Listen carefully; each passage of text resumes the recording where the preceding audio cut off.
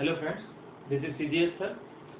हम लोग लास्ट कुछ वीडियोस से ऑक्सीजन फैमिली की बात कर रहे हैं और आज ये चैप्टर कंप्लीट हो जाएगा ऑक्सीजन फैमिली, जिसमें मैंने लास्ट वीडियो में तुम लोगों को सल्फ्यूरिक एसिड और सल्फ्यूरस एसिड की बात पढ़ाई थी और उनके स्ट्रक्चर्स की बात करी थी। इस वीडियो में अपन बात करेंगे सोडियम थायोसल्फेट की और H2S की, दोनों इंपॉर्टेंट हैं। सोडियम थायोसल्फेट कंपाउंड की कुछ रिएक्शंस तुमको अल्कली मेटल्स में भी देखने को मिलेंगी क्योंकि सोडियम का कंपाउंड है, और ऑक्सीजन फैमिली में तो मिलेगा ही because sulphur and oxygen is there. तो अपन इसको स्टार्ट करने जा रहे हैं, इंपॉर्टेंट है, ध्यान रखना है इसको, ठीक है। Let's start. सोडियम थायोसल्फेट, इसके सॉल्यूशन को अपन हाइपो भी कहते हैं। थायो क्यों बोल रहे हैं, ये पॉइंट अपन ने लास्ट टाइम पे भी डिस्कस किया था, जहाँ पे सल्फर सल्फर बॉन्ड मिलने लगता है। और इसको अपन प्रिपेयर कैसे कर सकते हैं। सपोज अगर मैं Na2 को रिप्लेस कर दूं H2 से सपोज, तो क्या बन जाएगा H2H2O3। और H2H2O3 किससे बना होगा, देखो लास्ट टाइम पे मैंने ट्रिक भी पढ़ाई थी कि सपोज मेरे पास मैंने सीरीज की बात करी थी, sulphurous acid sulphuric acid series. तो जब अपन ने बात करी सल्फ्यूरिक एसिड सीरीज की, H2SO4 में से अगर मैं H2SO4 में से एक ऑक्सीजन हटा दूं और एक सल्फर लगा दूं तो H2H2O3 बन जाएगा, ठीक है, मतलब थायो ग्रुप आ गया। तो उसकी ट्रिक क्या बताई थी मैंने कि सल्फेट आयन में से एक ऑक्सीजन हटा के सल्फर लगा दूं। तो अगर मैं सल्फेट आयन ड्रॉ करूं लाइक दिस,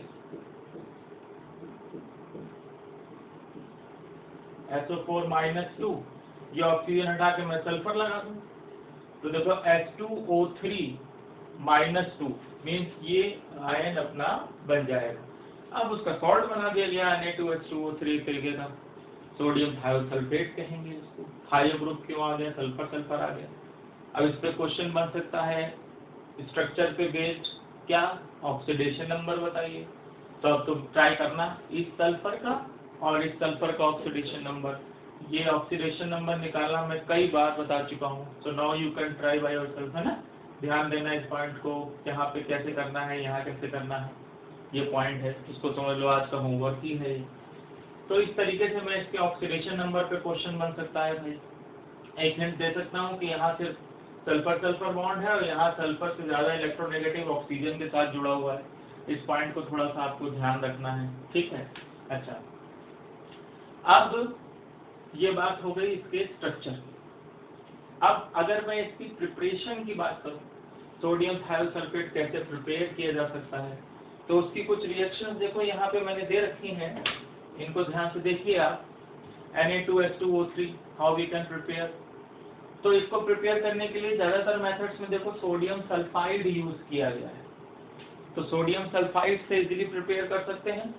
सोडियम सल्फाइड की रिएक्शन में सोडियम कार्बोनेट से कराऊं इन प्रेजेंस ऑफ SO2, या सोडियम सल्फाइड की रिएक्शन, सोडियम सल्फाइड की रिएक्शन सोडियम सल्फाइड से कराऊं इन प्रेजेंस ऑफ I2, या फिर तुम ऐसे समझ सकते हो कि सोडियम सल्फाइड एयर में मॉइस्चर के प्रेजेंस में ही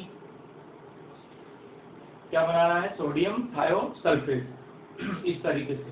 तो ये तीन रिएक्शन इंपॉर्टेंट है, इनको दिमाग में रखना है। सोडियम सल्फाइड की रिएक्शन कार्बोनेट से, सल्फाइड से, या मॉइस्चर से एयर के प्रेजेंस में। तो ये मेरे को इससे Na2H2O3 मिल जाएगा। बस ध्यान रखना है कि SO2 के साथ करा के CO2 रिमूव करेंगे, I2 के साथ NaI, और अपना Na2H2O3 बन जाएगा। और ये तो डायरेक्ट, ये तो बहुत ही इंपॉर्टेंट है इस तरीके से कि सोडियम सल्फाइड को सल्फर के साथ आप हीट करेंगे, then you will get sodium thiosulphate. ये इसके साथ जो अनदर प्रोडक्ट्स बनेंगे सोडियम सल्फाइड और H2O, तो ये हाइपो बन गया है करके से, इसके सॉल्यूशन को हाइपो बोलते हैं। तो यहाँ पहले सोडियम थायोसल्फेट बना, इसके साथ हीट करने पे सोडियम थायोसल्फेट। अच्छा, यहाँ एक पॉइंट देखो दे रखा है कि अगर मैं सल्फर एक्सेस में ले लूंगा तो पेंटासल्फाइड के फॉर्म में आ जाऊंगा, सोडियम पेंटासल्फाइड। खास करके यहाँ पे बार बार अपन पेंटासल्फाइड की बात आगे चल के भी करेंगे, क्योंकि इसके कंपाउंड्स में कई बार अपने को पेंटासल्फाइड मिलने लगता है। अब तुम सोचोगे कि Na2H5 कैसा कंपाउंड है, तो ये एक तरीके से ऐसे समझ सकते हो कि यहाँ पे ये जो 5 लिखा है इसको तुम इस तरीके से समझो, that is Na2SH and this H stand from 2 to 5, इसकी वैल्यू 2 से 5 तक हो सकती है। तो पेंटासल्फाइड के बारे में ये पॉइंट ध्यान रखना, ठीक है ना, कि H हो सकता है फ्रॉम 2 to 5, और ये भी मॉइस्चर में वाटर से रिएक्ट करके H2S बना सकता है। ये पॉइंट इसके बारे में अब तक नहीं ज्यादा पूछा गया है, पर आगे पूछा जा सकता है, क्योंकि यहाँ पे पेंटासल्फाइड्स अपने को मिलते हैं। तो ये थोड़ा सा ध्यान रखने वाला पॉइंट है, इसको आप याद रखेंगे, ठीक है। तो ये 3 रिएक्शंस पहले अच्छे से देख लो, इसको याद कर लो कि सोडियम सल्फाइड से अपन ने रिएक्ट कराया है और कैसे उससे कौन सा कंपाउंड बना है। So you have to remember this type of reaction,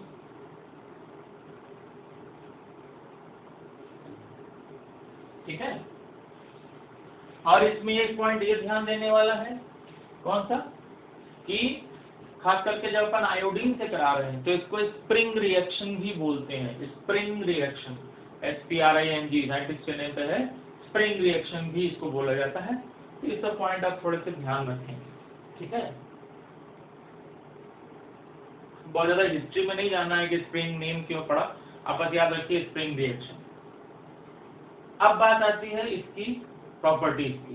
तो Na2H2O3 की कुछ फिजिकल प्रॉपर्टीज अगर मैं बताऊं तो it is a colourless crystalline solid, एक पॉइंट ये हो गया, ठीक है। सेकेंड पॉइंट कि इसकी एक्चुअल फॉर्म क्या है Na2H2O3 की, तो Na2H2O3 O3.5H2O के फॉर्म में मिलेगा। Na2H2O3.5H2O means water of crystallization. अच्छा, इसमें इफ्लोरेसेंट प्रॉपर्टी है, अगर आप इसको हीट करेंगे तो ये वाटर ये रिमूव भी हो जाएगा, वाटर ऑफ क्रिस्टलाइजेशन। इफ्लोरेसेंट प्रॉपर्टी कहलाती है वो, कि जो कई बार तो कुछ कंपाउंड्स नॉर्मल टेम्परेचर पे रखने पर ही वाटर उनमें से रिमूव हो जाता है, वो भी इफ्लोरेसेंट प्रॉपर्टी कहलाती है। तो ये पूछा जा सकता है पॉइंट सोडियम थायोसल्फेट के बारे में। तो it is colourless crystalline solid, actual formula इसका ये है। सेकेंड पॉइंट, हीट करने पे ये वाटर रिमूव हो जाएगा। थर्ड पॉइंट, फोर्थ, क्या ये वाटर सॉल्यूबल है? हाँ भाई, ये वाटर सॉल्यूबल है। वैसे भी जनरली अल्कली मेटल के सारे कंपाउंड्स वाटर सॉल्यूबल होते हैं, तो उनके बारे में ज़्यादा सोचने की जरूरत नहीं पड़ती। तो ये पॉइंट आप 4 पॉइंट इसकी फिजिकल प्रॉपर्टीज के होंगे। Now come to chemical reactions, chemical properties पे। तो ये सारी लिखी हुई हैं, इनको अच्छे से देखना है। कुछ मेन पॉइंट्स मैं बताऊंगा जो आपको आगे चल के याद भी रखने हैं, कौन कौन सी रिएक्शंस हैं उसमें इम्पोर्टेंट। सबसे पहले देखो HCl से रिएक्ट कराया गया है, तो अब इसमें देखो रिएक्शंस में इसमें खास करके ध्यान देने वाली बात यह है कि मोस्ट ऑफ द टाइम तुम्हें सल्फर बचती हुई मिलेगी। यहाँ पे सल्फर, यहाँ सल्फर, देखो यहाँ पे सल्फर, मैक्सिमम रिएक्शंस में आपको साथ में सल्फर मिले। तो इसको तुम थोड़ा सा याद रखने के लिए ऐसे याद रख सकते हो कि इसमें SS डबल बॉन्ड है, तो ये बॉन्ड एक तरीके से अपन ब्रेक कर रहे हैं, ठीक है।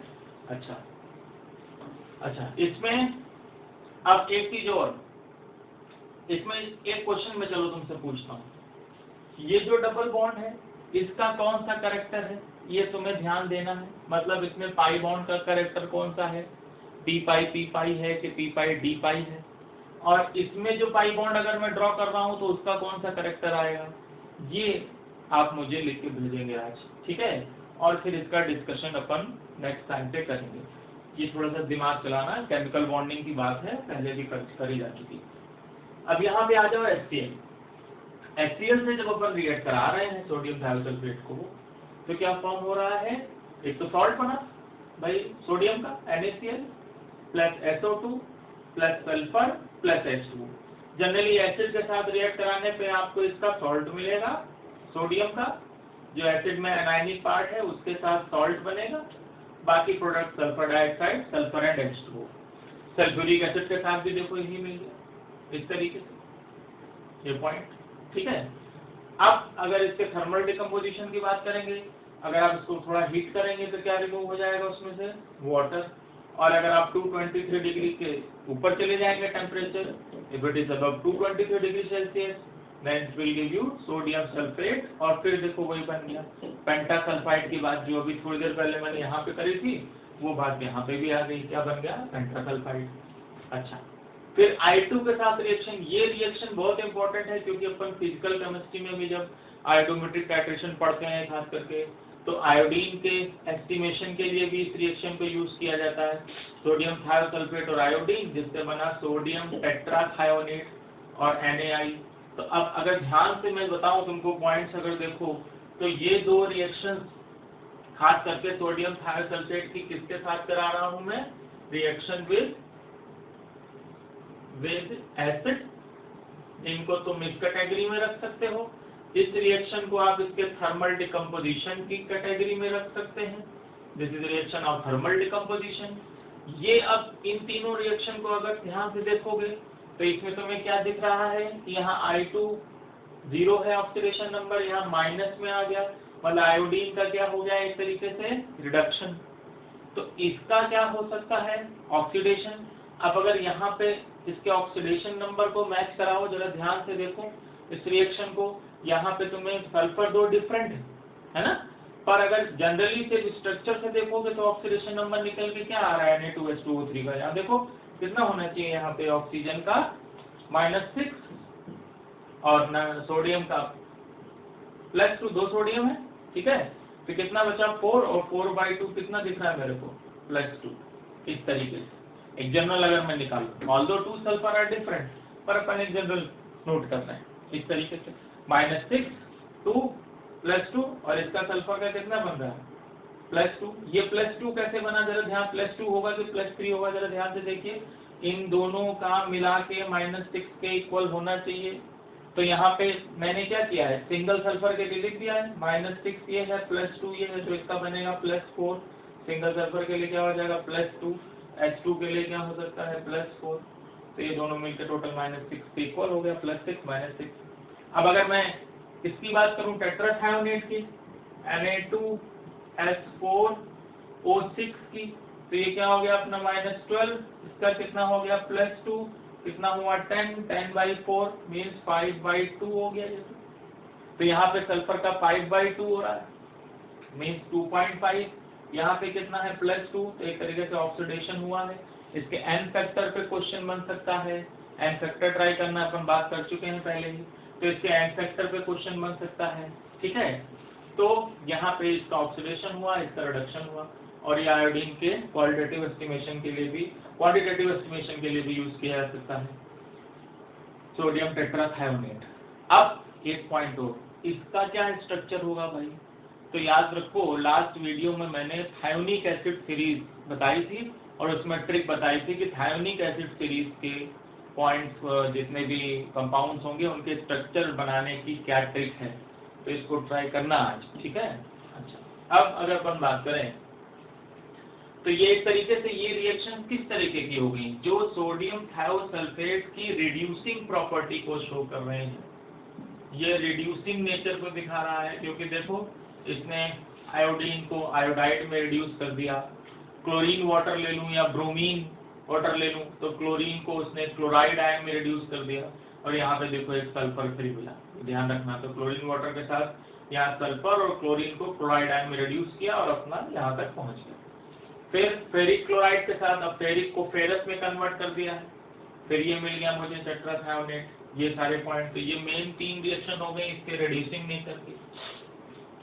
अब देखो और चीज ध्यान देने वाली है, नाउ कॉन्सेंट्रेट यहाँ पे करो सिल्वर नाइट्रेट पर, सिल्वर नाइट्रेट के साथ इसने सिल्वर सल्फाइड बनाया, ये रिएक्शन जेई में पूछी भी जा चुकी है, ये वाली रिएक्शन आईआईटी जेई में आ चुकी है, ये रिएक्शन नीट में भी आ चुकी है, टाइट्रेशन के टर्म्स में पूछी जाती है, ये रिएक्शन जेई में आ चुकी है। इसमें सिल्वर नाइट्रेट के साथ सिल्वर थायोसल्फेट बना दिया, ये पीपीटी बनेगा, बेसिकली थोड़ा सा व्हाइट कलर का पीपीटी होता है ये, इस पॉइंट को ध्यान देना है। और इसके आगे क्या है, फिर यही सिल्वर थायोसल्फेट वाटर से रिएक्ट करके, यहाँ पे एक्चुअली आप एक्वस मीडियम लेके चलते हैं तो ये वाटर से रिएक्ट करके Ag2S तक चला जाएगा, सिल्वर सल्फाइड तक, जो कि एक ब्लैक कलर का पीपीटी है।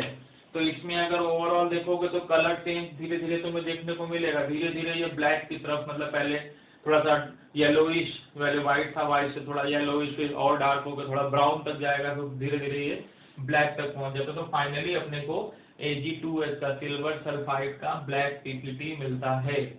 तो ये क्वेश्चन में ध्यान देने वाला है कि वो क्वेश्चन क्या पूछना चाहते हैं। तो अगर पूछ रहे हैं कि सोडियम थायोसल्फेट और सिल्वर नाइट्रेट की रिएक्शन कराई और कहा गया व्हाइट पीपीटी मिला है, मतलब उन्होंने यहाँ पे रोक दिया है। And if question is that we are getting black PPT, इसका मतलब वो Ag2S की बात कर रहे हैं। कुछ ना लिखा हो तो फाइनली अपन आगे तक चले जाते हैं। ठीक है, ये पॉइंट ध्यान देना है। Now come to this reaction AgBr। इसमें क्या पॉइंट ध्यान देने वाला है भाई, AgBr के साथ इसने एक कॉम्प्लेक्स बनाया है। इस कॉम्प्लेक्स को बहुत ज्यादा रटने की जरूरत नहीं है आपको, ठीक है, थोड़ा सा बस ध्यान देना है आपको। पहले तो आप चार्जेस बैलेंस करके देख लीजिए, ऑक्सीडेशन नंबर के हिसाब से बैलेंस हो रहा है कि नहीं हो रहा है। भाई H2O3 पे चार्ज क्या आएगा, -2, 2 ले रखे हैं, तो कितना हो जाएगा नेट, -4। सिल्वर का +1, इसका +3, तो ओवरऑल बैलेंस हो गया। ऐसे ध्यान रखना है, फॉर्मूला याद किया जा सकता है। इस रिएक्शन की इंपॉर्टेंस पहले थी, अब उतनी ज्यादा नहीं है, क्योंकि पहले जब फोटोग्राफी करते थे तो फोटोग्राफी के टाइम पे AgBr को यूज किया जाता था। AgBr थोड़ा कहते हैं इस तरीके से कि फोटोसेंसिटिव कंपाउंड भी है। फिर एक्सेस AgBr को रिमूव करने के लिए क्या करते थे, सोडियम थायोसल्फेट मिला देते थे, जो AgBr से रिएक्ट करके एक कॉम्प्लेक्स बनाता है। तो इस तरीके से AgBr को रिमूव किया जा सकता था। अब और ज्यादा एडवांस टेक्नोलॉजी आ गई है, अब वो वैसे नेगेटिव बना के फिर उसको कन्वर्ट तो करते नहीं है। तो पहले तो इसका यूज बहुत होता था, पर अभी भी पूछा जा सकता है। कॉपर सल्फेट के साथ देखिए, फॉर एग्जांपल जैसे सिल्वर के साथ अपन ने सिल्वर थायोसल्फेट बनाया था, कॉपर के साथ कॉपर थायोसल्फेट बनाया।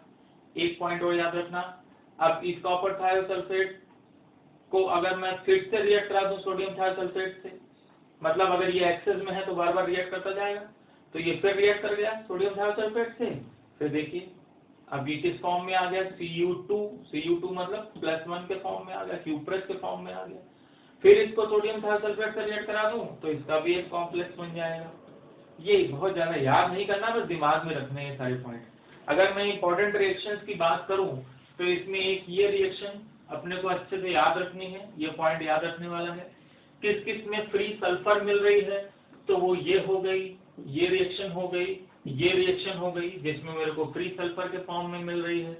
सिल्वर नाइट्रेट वाली रिएक्शन याद रखने वाली है, ये पहले पूछी जाती थी, अब उतनी बात नहीं है, पर फिर भी ध्यान रख सकते हैं आप।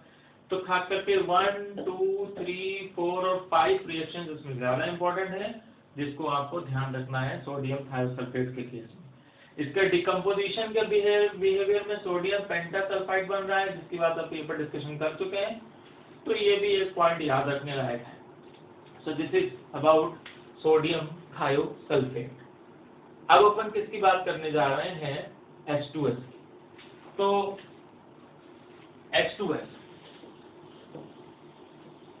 सल्फर के कंपाउंड्स में अब एक तरीके से अपन सल्फर के ऑक्साइड्स, उनके ऑक्सो एसिड्स और उसका थायोसल्फेट सॉल्ट, ये बात कर चुके हैं। अब उसके हाइड्राइड की बात करने जा रहे हैं H2S की, ठीक है।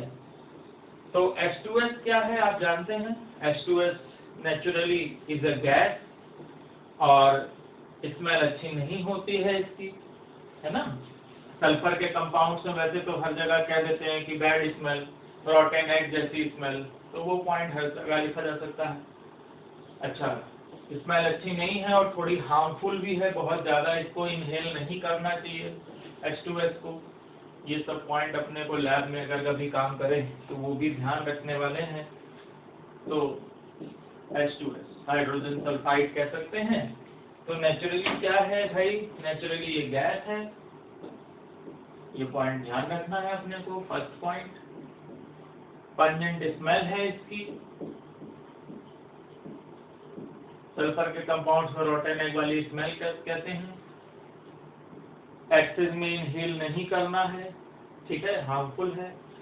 वाटर सॉल्युबिलिटी की बात करें तो ये सॉल्युबल है in cold water, hot water में इसकी सॉल्युबिलिटी उतनी नहीं है।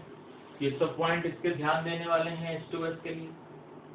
अब अगर मैं H2S की प्रिपरेशन और प्रॉपर्टीज की बात करूं तो वो भी ऐसे ही एक मैप के थ्रू मैं शो कर रहा हूं, क्योंकि बहुत से जगह अपन H2S की मैक्सिमम रिएक्शंस ऑलरेडी देख चुके हैं। ठीक है, तो ये मैं रब करने जा रहा हूं, इस पॉइंट को देख लो। अब देखिए आप H2S,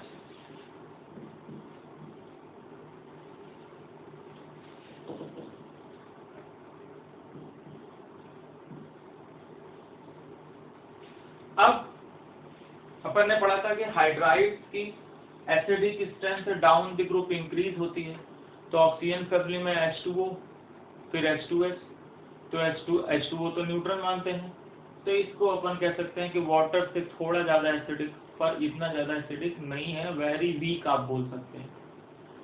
पर अगर वीक भी है तो अपन कैसे प्रिपेयर करते थे, कई बार याद करो कि उसका सॉल्ट ले लिया और उसको अपन ने किसी स्ट्रॉन्ग एसिड से रिएक्ट करा दिया। तो अगर मैं प्रिपरेशन की बात करूं तो प्रिपरेशन कैसे कर सकता हूं, वही वाला पॉइंट, क्या क्या मैंने फेरस सल्फाइड ले लिया और मैंने H2SO4 से रिएक्ट करा दिया, H2S बन गया।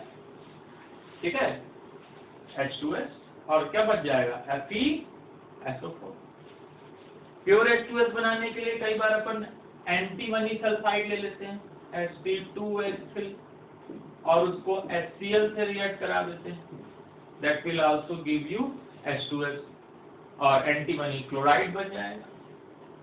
ठीक है, तो H2S अगर प्योर पूछा जाए तो आप इस रिएक्शन को याद रखेंगे। तो H2S इस तरीके से बनाई जा सकती है। H2S बनाने के लिए हम लोग किप्स अपरेटस का यूज करते हैं, KIPP, किप अपरेटस का यूज किया जाता है। अगर आप लैब में जाते रहे हैं तो शायद आपने देखा भी होगा। तो यहाँ पे कॉम्पिटिटिव एग्जाम में कोई बहुत ज्यादा अपरेटस के डायग्राम की बात तो करी नहीं जाती, पर फिर भी आप ध्यान रखें। तो ये H2S की प्रिपरेशन के कुछ मेथड हैं, जिसमें मैंने वही कॉन्सेप्ट अप्लाई करके तुमको बता दिया कि इसका सॉल्ट ले लिया और इस तरीके से उसको स्ट्रॉन्ग एसिड से रिएक्ट करा के अपन ने प्रोड्यूस कर दिया। ठीक है, अब अगर मैं इसकी रिएक्शंस की बात करूं तो इस पे ध्यान दो, सल्फर का ऑक्सीडेशन नंबर क्या है भाई, अच्छे से देखो, सल्फर का ऑक्सीडेशन नंबर क्या है, -2, जो कि क्या है, मिनिमम। और अगर कोई अपने मिनिमम ऑक्सीडेशन स्टेट में है तो वो क्या बन जाता है, रिड्यूसिंग एजेंट। तो ये एक तरीके का क्या बन सकता है, रिड्यूसिंग एजेंट। तो इसकी बहुत सी रिएक्शंस आपको देखने को मिलेंगी जिसमें ये रिड्यूसिंग एजेंट की तरह वर्क करेगा। और मैंने एक बार पहले बताया थी कि जब भी H2S लेते हैं तो जब ये रिड्यूसिंग एजेंट की तरह वर्क करेगा तो खुद ऑक्सीडाइज होगा, और ऑक्सीडाइज होकर कहाँ तक पहुंचेगा, S तक, फ्री सल्फर तक जाते हैं। तो बहुत सी रिएक्शन इसकी ऐसे देखने को मिलेंगी। उससे पहले अब अपन बात करने जा रहे हैं, अगर कंबशन की बात करें तो अगर किसी भी चीज के कंबशन की बात करी जाए, O2, जिसमें O2 सफिशिएंट अमाउंट में ली जाएगी, तो इससे क्या बन जाएगा भाई, हाइड्रोजन से H2O और सल्फर से SO2। पर अगर यहाँ पे O2 लिमिटेड अमाउंट में ली जाए,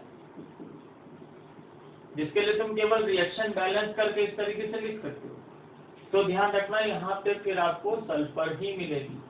एक बार इस तरीके से एम्स में क्वेश्चन पूछा जा चुका है कि H2S को अगर ऑक्सीजन से रिएक्ट करा रहे हैं तो क्या बनेगा। तो अगर लिमिटेड नहीं लिखा है तो आप SO2 तक ही जाएंगे किसी भी चीज का कंबशन।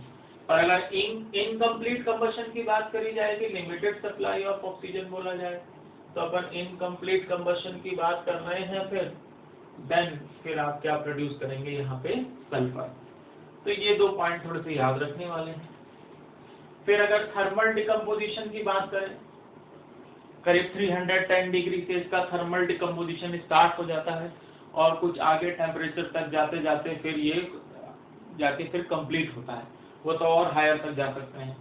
यहाँ टेम्परेचर आपसे नहीं ज़्यादा पूछा जाएगा, बस आप ये ध्यान रखिए थर्मल डिकम्पोजिशन करोगे तो हाइड्रोजन और सल्फर मिल जाएगी। ये दो पॉइंट थोड़े से ध्यान देने वाले हैं। ठीक है, अब अपन आ रहे हैं उन सारे पॉइंट्स में जिसमें ये वर्क करेगा एज रिड्यूसिंग एजेंट, और जो दूसरा सब्सटेंस होगा वो रिड्यूस होगा और ये सल्फर तक ऑक्सीडाइज हो जाएगा। ठीक है। अब देखो उसमें सपोज अगर मैंने रिएक्शन लिख दी किससे, X2 से, या X2 क्या ले सकता हूँ, वही chlorine, bromine, iodine, chlorine, halogen. फिर मान लें सपोज मैंने लिख दी FeCl3 से, फिर मैंने रिएक्शन लिख दी ओजोन से, फिर मैंने रिएक्शन लिख दी सपोज H2O2 से, इस तरीके से मैंने रिएक्शन लिख दी। फिर मैंने रिएक्शन लिख दी KMnO4 से एसिडिक मीडियम में, फिर मैंने रिएक्शन लिख दी डाइक्रोमेट से, और डाइक्रोमेट तो एसिडिक मीडियम में ही वर्क करता है। तो अब मैं तुमको कुछ सेकंड्स दे रहा हूँ, जल्दी से खुद सोचो, क्योंकि इसकी देखो H2O2 की रिएक्शन H2S से अपन हाइड्रोजन कंपाउंड में पढ़ चुके हैं, ओजोन में इसकी रिएक्शन की बात कर चुके हैं। मैंने हिंट कर दिया कि इट इज रिड्यूसिंग एजेंट, क्योंकि सल्फर -2 में है, मिनिमम में है, तो इनको क्या करना है, रिड्यूस करना है। और ये कहाँ तक ऑक्सीडाइज हो जाएगा, सल्फर तक। तो अपने आप में 1 2 3 4 5 6 रिएक्शंस मैंने तुम्हारे सामने लिख दी हैं। अब आपको मैं कुछ सेकंड्स दे रहा हूँ, अपने आप जल्दी से आप कॉपी पे लिख के ट्राई करें। तो करो ट्राई, जल्दी से जल्दी ट्राई करो।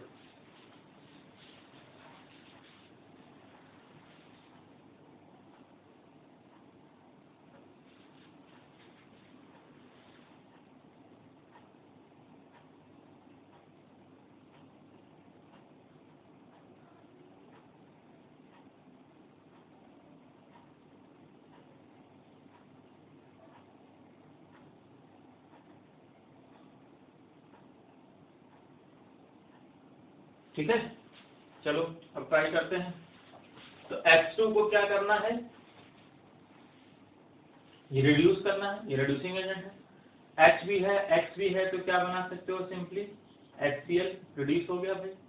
Cl मतलब कोई X ले रखा है मैंने, X मीन्स हेलोजन, HX, और क्या बच गया आपके पास, सल्फर। ये ऑक्सीडाइज हुआ, ये रिड्यूस हुआ। FeCl3 है, तो क्या करोगे, रिड्यूस करो कहाँ तक, FeCl2 तक, प्लस क्या प्रोड्यूस करना है, सल्फर, इसको सल्फर तक लेके आते हैं। और हाइड्रोजन था तो अपन HCl लिख सकते हैं। ओजोन है तो क्या करेंगे अपन, बताइए, पहले तो इसको ऑक्सीडाइज करेंगे सल्फर तक। हाइड्रोजन है तो H2O, और साथ में क्या लिख सकते हैं, O2। ओजोन ब्रेक होती थी किसमें, O2 और O में, तो ये ऑक्सीजन बना दिया। H2O2 के साथ भी अपन क्या कर सकते हैं, H2O, और क्या प्रोड्यूस कर सकते हैं, सल्फर। ठीक है, H2O2 में ऑक्सीजन -1 में होती है पेरोक्साइड में, या -2 में आ गई। KMnO4 के साथ क्या कर सकते हैं, एसिडिक मीडियम में KMnO4 के साथ बेसिकली अपन यूज क्या करते हैं, H2SO4, तो क्या बन सकता है, K2SO4 plus MnSO4 plus H2O, और प्लस क्या बची अपने पास, सल्फर। तो यहाँ पे इस तरीके से आप ऐसे लिख सकते हैं, K2SO4 plus MnSO4 plus H2O, और फिर क्या मिली, सल्फर। डाइक्रोमेट के साथ क्या करते हो, वही K2SO4, इसके साथ भी एसिडिक मीडियम में सल्फ्यूरिक एसिड लेते हैं, और chromic sulphate plus H2O plus sulphur. इस तरीके की रिएक्शन आप सब लिख सकते हैं, याद करिए, देखिए ध्यान से। अच्छा, और देखो, अभी नाइट्रिक एसिड और सल्फ्यूरिक एसिड पढ़ चुके हो, है ना, HNO3 से क्या किया था, H2SO4 से क्या किया था, जिसमें ये मैंने ऑक्सीडाइजिंग एजेंट की तरह सल्फ्यूरिक एसिड को कॉन्सेंट्रेटेड मीडियम में यूज किया था। इसको भी जब हॉट कंसंट्रेट लिया था तो क्या बना था, HNO3 से ये कहाँ तक जाएगा, ये सल्फर, और HNO3 जब कंसंट्रेट लेते हैं तो क्या बनाते हैं, NO2 प्लस H2O, और H2SO4 से क्या बना दो, sulphur plus SO2 plus H2O। तो देखो ये सारी रिएक्शंस हो गई, कितना इजी है। तो ये सब इसके एक तरीके से किसको शो कर रहे हैं, H2S के रिड्यूसिंग प्रॉपर्टी को। सारी रिएक्शंस अपने आप बनाई जा सकती हैं, और आप इजीली अपने आप उसको देख सकते हैं, कोई बहुत बड़ी बात नहीं है, ये इजी है, ध्यान से देखें इसको।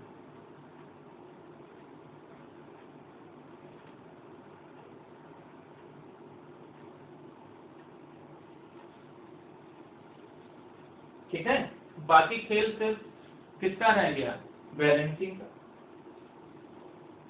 ठीक है।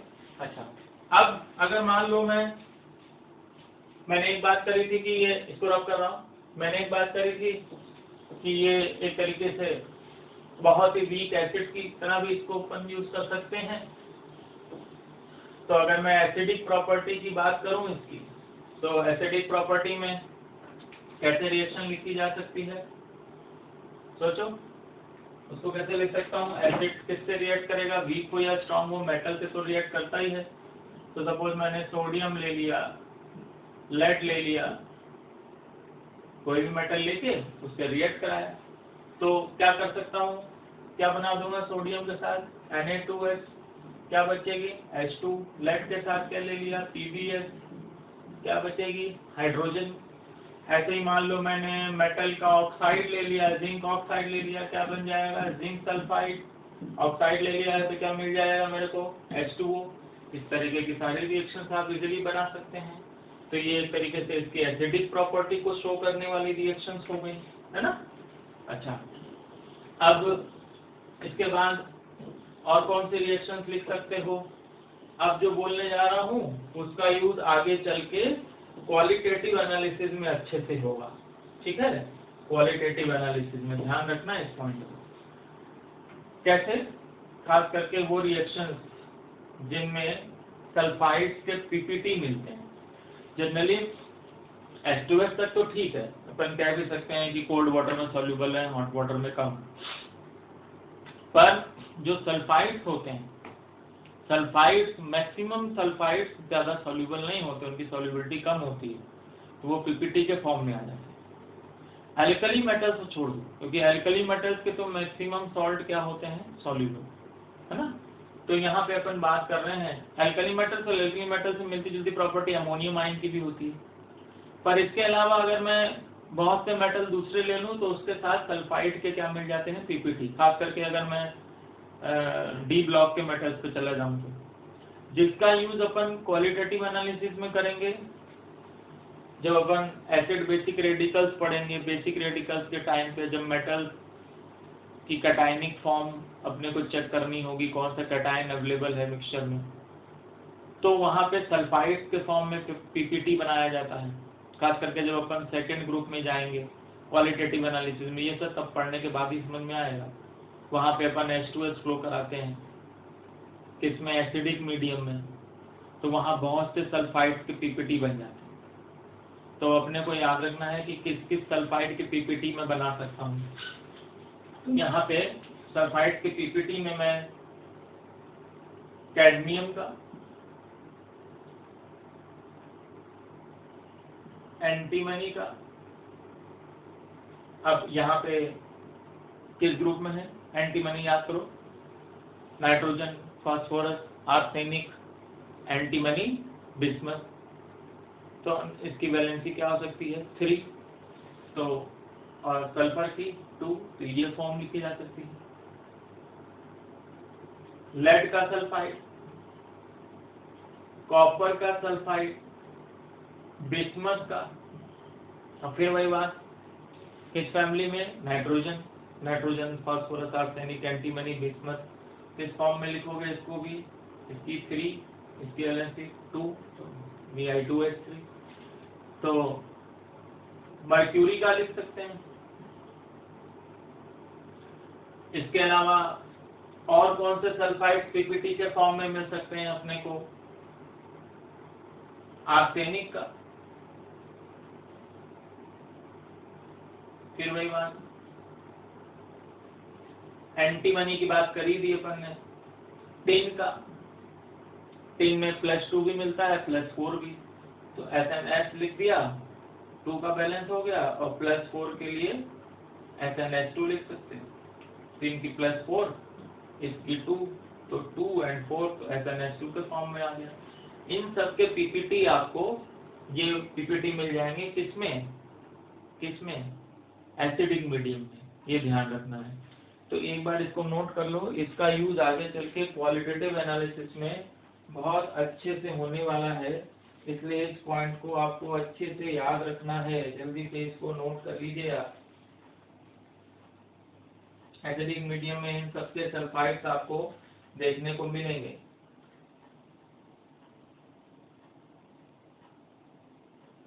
ठीक है।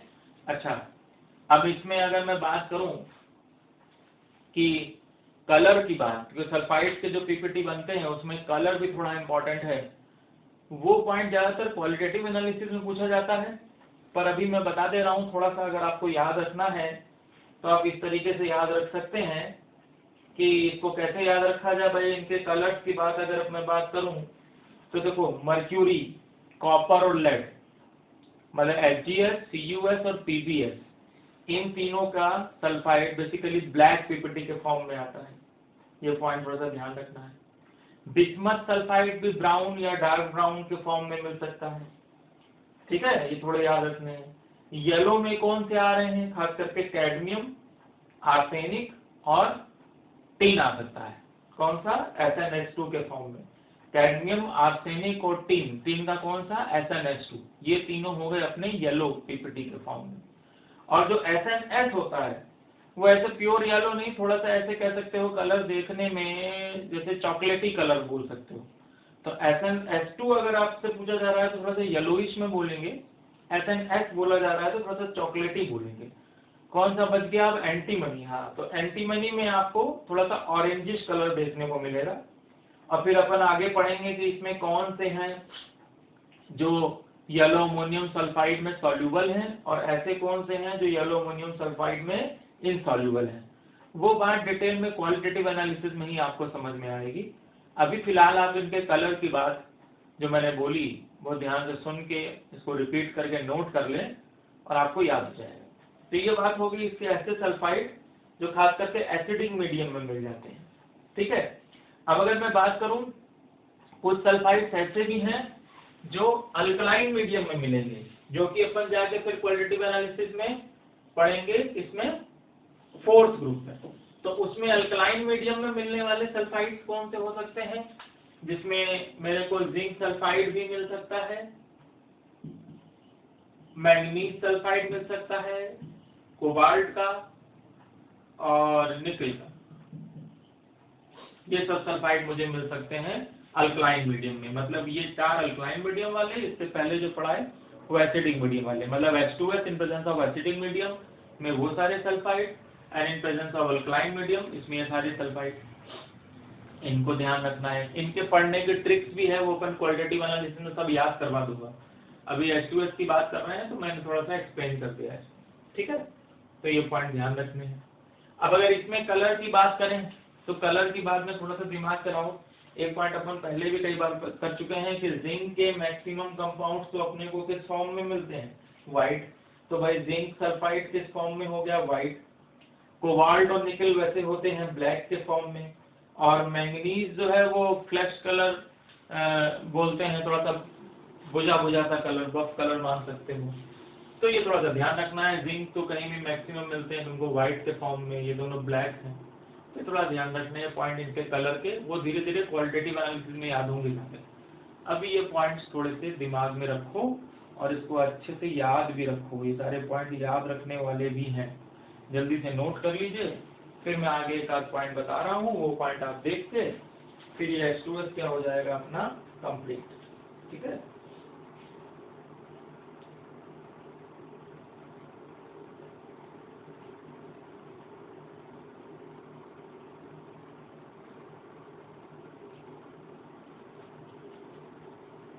ठीक हो गया, तो ये बात अपनी हो गई। अब अगर मैं सपोज इसको NH4OH के साथ रिएक्ट कराऊं, अमोनियम हाइड्रोक्साइड के साथ, तो बात वही है H2S तो मान लो एक तरीके का very weak acid, ammonium hydroxide is a weak base. दोनों को रिएक्ट करके क्या बना दोगे, अमोनियम सल्फाइड और वाटर। यहीं पे अपन येलो अमोनियम सल्फाइड की बात करते हैं। और फिर वही अमोनियम सल्फाइड H2S से फिर से रिएक्ट करा के फिर वही पॉलीसल्फाइड कंपाउंड आप बना सकते हैं। ये पॉइंट अपने को थोड़ा सा दिमाग में रखना है। ठीक है। तो अगर मैं इसकी अमोनियम सल्फाइड से रिएक्शन की बात करूं तो वही वाली बात हो गई, सिंपल वही एसिड बेस की तरह इसको समझ सकते हो। तो यहाँ बन जाएगा अमोनियम सल्फाइड, सल्फाइड के लिए लिख दोगे और साथ में वही H2। ठीक है। और अगर फिर से इसको रिएक्ट कराते हैं तो पॉलीसल्फाइड तक जा सकते हैं, जिसको अपन इस तरीके से भी लिखते हैं X+1, यानी इसकी वैल्यू 1 तो थी, एक X और ऐड कर दिया, तो ये पॉलीसल्फाइड के फॉर्म में भी जाया जा सकता है। आज पॉलीसल्फाइड की बात मैंने थायोसल्फेट में भी करी थी, वैसे यहाँ पे भी करी जा सकती है। तो ये H2S की रिएक्शन हो गई, जिसमें मैंने कोशिश करी है कि मैक्सिमम रिएक्शंस कवर कर दूं। अब इसमें क्वेश्चंस आ चुके हैं जेई में, नीट में और एम्स में, जो मैंने बीच में बताए कि कौन कौन सी रिएक्शंस कहाँ पे कैसे कैसे पूछी गई हैं। तो ये थोड़े से पॉइंट आपको दिमाग में रखने हैं, और खास करके इसमें क्वालिटेटिव एनालिसिस में जो मैंने बताया एसिडिक मीडियम में कौन से सल्फाइड्स, बेसिक मीडियम में कौन से, इनकी ट्रिक भी आगे चल क्वालिटेटिव में पढ़ेंगे। ये सब पॉइंट जिसमें ये H2S रिएक्ट कर रहा है, जिसमें मेटल से रिएक्ट कराया है, तो ये इसकी एसिड वाली प्रॉपर्टी को शो कर दिया है, although it is a weak acid. Metal के साथ सॉल्ट और हाइड्रोजन रिलीज हुई, ऑक्साइड ले लिया तो वाटर। इसके अलावा इसकी रिड्यूसिंग प्रॉपर्टी की मैंने रिएक्शन दिखाई। तो अगर ओवरऑल H2S को की प्रॉपर्टीज डिफाइन करोगे तो अपन ने कौन कौन सी रिएक्शंस देख ली, ये बस थोड़ा सा दिमाग में रखो तो आपको सब अपने आप याद आ जाता है। कि एक तो मैंने रिएक्शन देखी इसकी ऑक्सीजन के साथ, जिसमें कंबशन की बात करी, इनकम्प्लीट कंबशन की बात करी। फिर अपन ने इसकी हीटिंग इफेक्ट, थर्मल डिकम्पोजिशन की बात करी। फिर अपन ने की क्या बात करी, इसके रिड्यूसिंग नेचर की बात करी। ये सब पॉइंट दिमाग में रखा करो एज ए समरी कि कितनी प्रॉपर्टीज की बात करी है सर ने। तो रिड्यूसिंग प्रॉपर्टी की बात करी, रिड्यूसिंग नेचर। फिर अपन ने बात करी इसके एसिडिक नेचर की बात, जिसमें मेटल से रिएक्ट करा दिया गया। फिर अपन ने इसके सल्फाइड्स के पीपीटी बनाए, खास करके जिसमें मैक्सिमम डी ब्लॉक के मेटल्स यूज किए हैं, एसिडिक मीडियम में भी और बेसिक मीडियम में भी, वो वाले पॉइंट्स हो गए। फिर अमोनियम सल्फाइड वाली एक रिएक्शन आपको करके दिखाई। तो ये सारे इसके क्वेश्चंस बनते हैं H2S के। सो अब यहाँ पे अपन ऑक्सीजन फैमिली कंप्लीट कर रहे हैं, कंप्लीट हो गई, जिसमें अपन ने सब कुछ देख लिया है ऑलमोस्ट। ऑक्सीजन फैमिली में मैंने स्टार्ट करी थी जनरल प्रॉपर्टीज, फिजिकल प्रॉपर्टीज, फिर उनके कंपाउंड्स की बात करी, जिसमें हाइड्राइड्स की बात करी थी, हैलाइड्स की बात करी थी, ये सारी बातें करी। फिर इसके बाद अपन ने O2 की बात करी, फिर ओजोन की बात करी, फिर ऑक्सीजन के कंपाउंड्स में इसमें आ जाइए आप, वाटर तो आप जानते ही ऑलरेडी। H2O2 की बात अपन ने यहाँ ज्यादा नहीं करी है, क्योंकि वो अपन ऑलरेडी हाइड्रोजन एंड कंपाउंड्स में कर चुके हैं, रेडॉक्स में भी हो चुकी है। ओजोन की बात कर ही चुके हैं। फिर सल्फर के कंपाउंड्स में SO2 की बात करी, SO3 की बात करी। आज देखो H2S हाइड्राइड्स की बात कर चुके हैं। ऑक्सो एसिड्स में अपन ने ऑलमोस्ट सभी ऑक्सो एसिड्स कवर कर लिए थे। So this is all about oxygen family. अब इसकी प्रॉब्लम शीट्स भी अपन डिस्कस करेंगे शेयर करके।